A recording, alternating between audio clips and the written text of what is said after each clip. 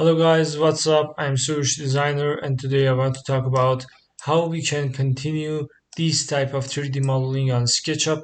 So like and subscribe, don't forget it. Let's go. At the previous session, I'm going to talk about that how we can create sandbox or the landscape after modeling these type of models on SketchUp. So now I'm going to right click on this toolbar and activate something like sandbox. So I'm going to move and drag this sandbox in here and click on the create sandbox in here. So I'm going to draw some sandbox with some dimensions, something like that, for example. And all right, this is our landscape. So now I want to select all of this house and convert it to some type of group. So actually you can see that it's the edit group and it's converted at the past. So I'm gonna move this a little bit to the other side. So I'm gonna click on the move option and click it in here.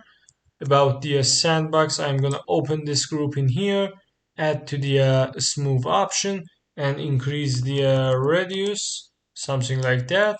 Now I want to adjust my landscape, something about, for example, these type of things,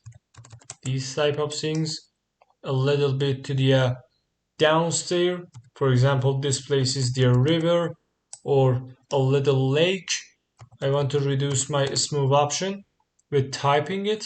Now I want to add some height for these places like this and another type of smooth for the this place like that.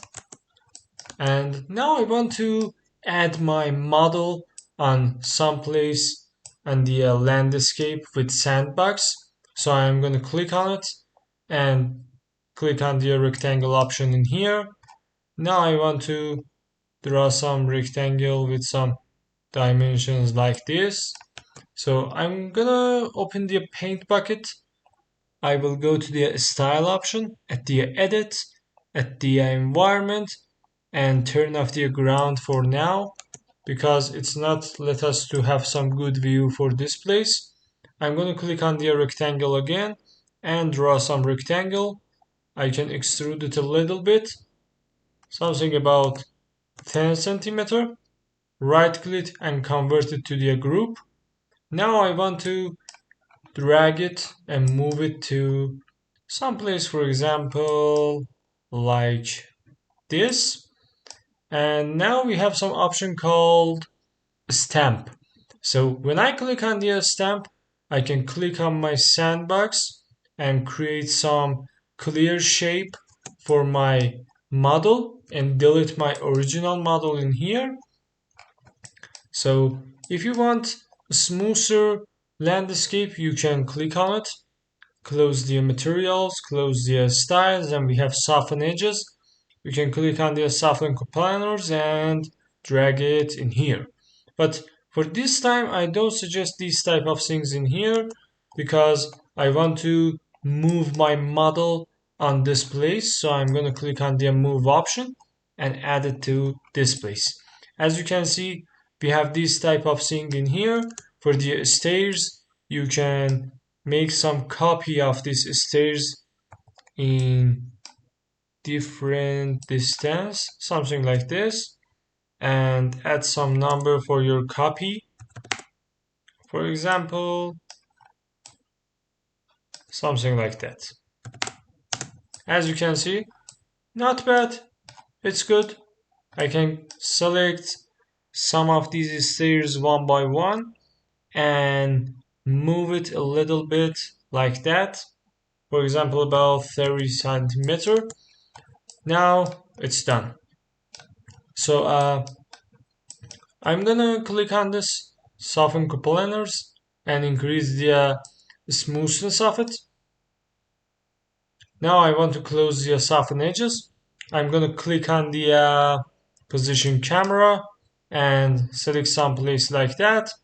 So now we want to talk about how we can create some type of graphical exports in the SketchUp. So I'm gonna adjust my eye height about 136 or maybe 100 and click on the 2-point perspective camera. And now I want to click on the shadows and turn on my shadows like this. As you can see, now we have some type of shadows in our model. It's related to the sunlight in the SketchUp.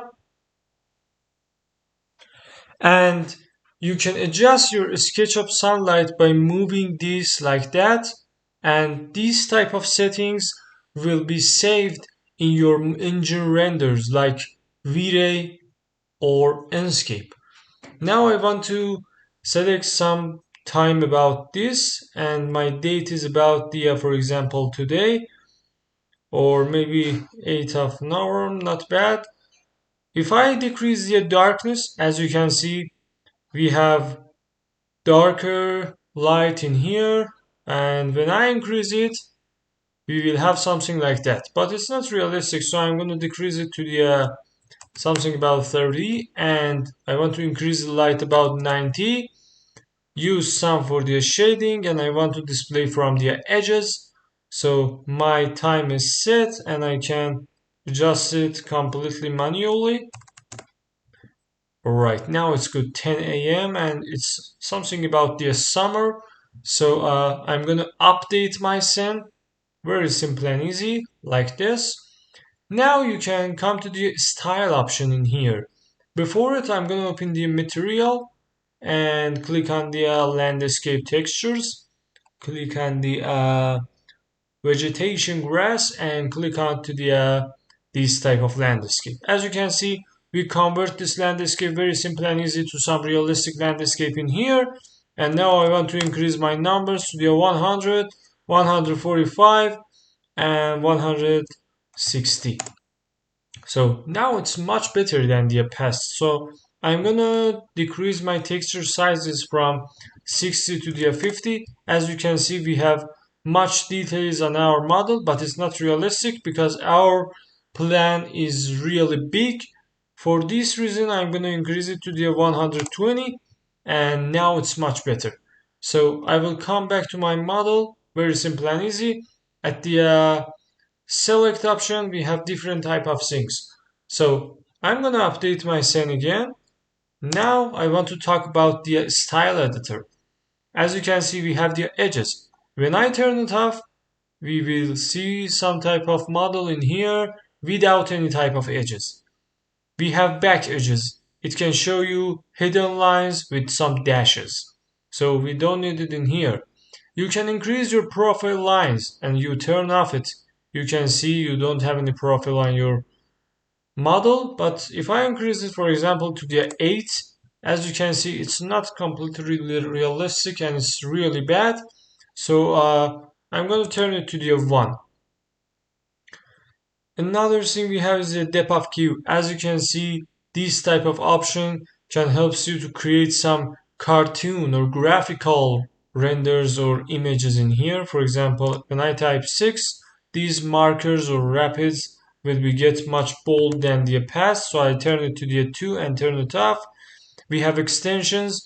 As you can see in the sketchbooks, we see extensions much more than the past. So when you increase this number, the height of these extensions will be get higher too. I'm going to reduce it to the 2, for example, and turn it off.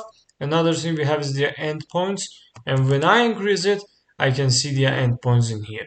So I don't need it and turn it off. And the jitter option makes your lines multiply and double.